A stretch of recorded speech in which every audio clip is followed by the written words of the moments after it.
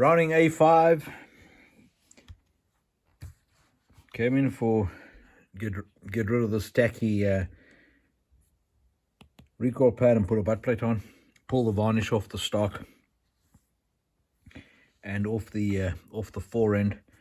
This is a handmade fore end. It's not original. Apparently the original one broke, and this one was made. This gun, I think, has been reblued in the past. That engraving does not look right,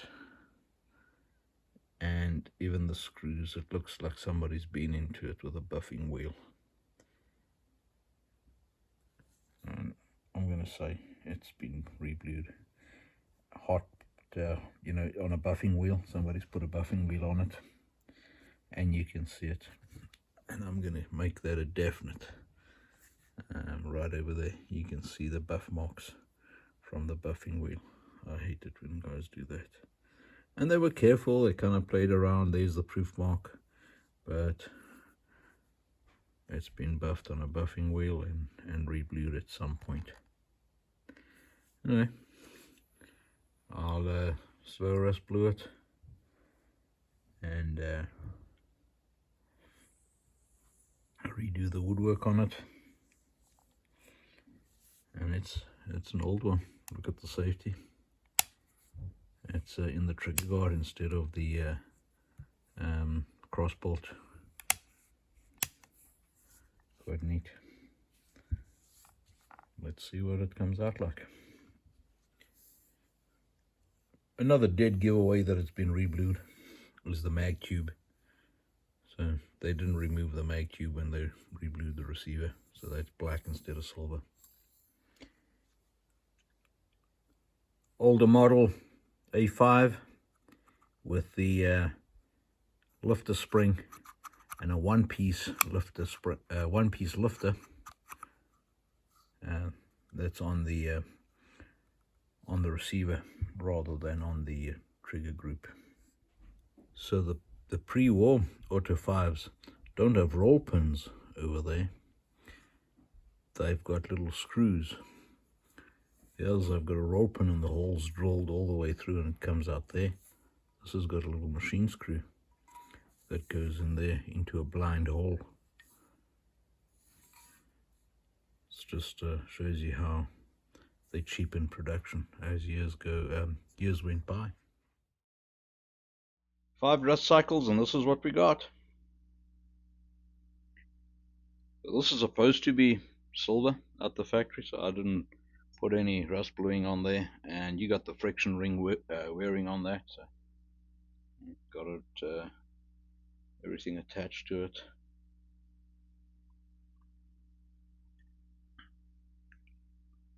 That's what the barrel looks like. Can't imagine that this is going to be black. The side didn't rust up or didn't want to rust because it's aluminum. There you go, all done.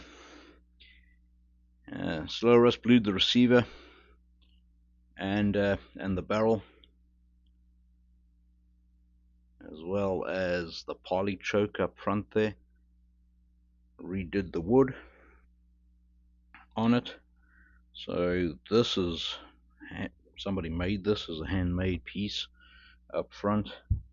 You can actually see that finger groove goes up to that point, and that finger groove ends kind of short.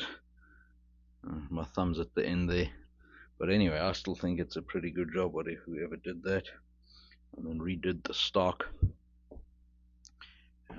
all the way, and a really nice piece of walnut. This he wanted just a butt plate on it. Put a butt plate on there. Really battled to find that size. I really wanted an FN one because this is a pre-war, pre-Second World War Belgium gun, but there was nothing. This Browning one that says Browning was the closest I could match up on the dimensions. It's as if the A5s have got bigger stocks than this, and I don't know if these might have been replaced with maybe a 16 gauge stock.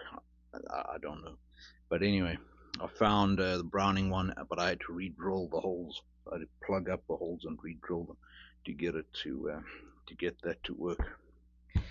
It is really a pity that they buffed this gun on the previous Reblue to the point where all the engravings gone.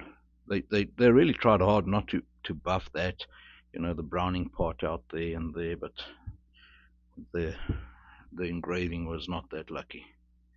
They really just took it all out. And same over there. This back screw on the stock, there's the original lock screw notch. So what happened there was, when it's in that position, the stock was still not tightened up and still loose, and that means the stock will actually crack if you shoot it. So I torqued it up, marked the spot where it torqued up, and then put a new notch in there. The right way to have done this, if this was a pristine gun, would have been to to get a new screw that doesn't have a notch, torque it up, and then cut the notch so you don't have the extra notch there. Or if you wanted to use this old screw, would probably mean you got to drill that hole out the stock and reshim it, put a dowel and re-drill it and shim it up so that it can torque onto the stock. And that's just my fix. The checkering on the stock was sanded away when I got the gun, and the owner didn't want to spend the money to have it recheckered. He said doesn't care about the checkering, so I didn't worry about it. I just left it as is, because that's a ton of work to put that checkering back. I'm definitely not doing it for free. Alright guys, I hope you found that interesting. Stay safe, we talk again. Cheers.